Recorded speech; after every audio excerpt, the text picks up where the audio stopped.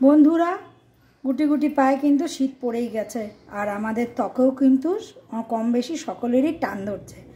তো আমি ভাবলাম যে বাইরের থেকে ময়েশ্চারাইজার, বডি ময়েশ্চারাইজার কিনে কি হবে, ঘরেই যখন জিনিস আছে তাহলে চটজলদি বানিয়ে ফেলি সুন্দর হ্যান্ড অ্যান্ড বডি লোশন।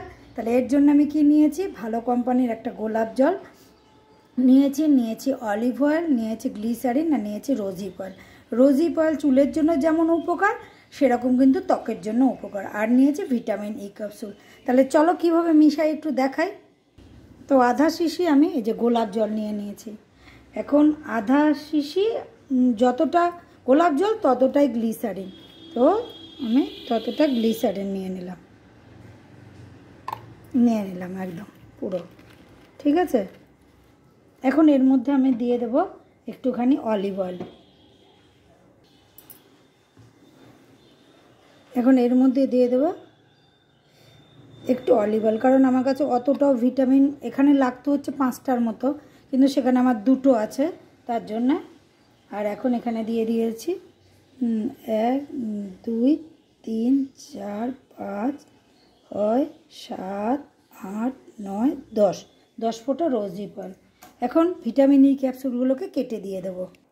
এখন ভিটামিন ই ক্যাপসুলগুলোকে যেমন কাঁচি দিয়ে কেটে দিয়ে দিচ্ছি, দিয়ে দিলাম।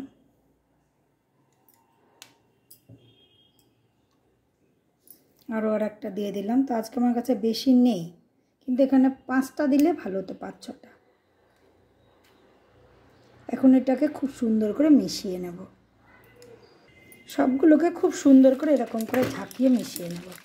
খুব সুন্দর করে মিশিয়ে নিলাম। মানে এর থেকে ভালো হ্যান্ড অ্যান্ড বডি লোশন আর কিছু হয় না। হ্যান্ড অ্যান্ড বডি লোশন রোজ মাখতে হয়, কিন্তু এটা একদিন মাখলে একদিন না মাখলেও চলে। তো এবার আমি তোমাদেরকে দেখাই।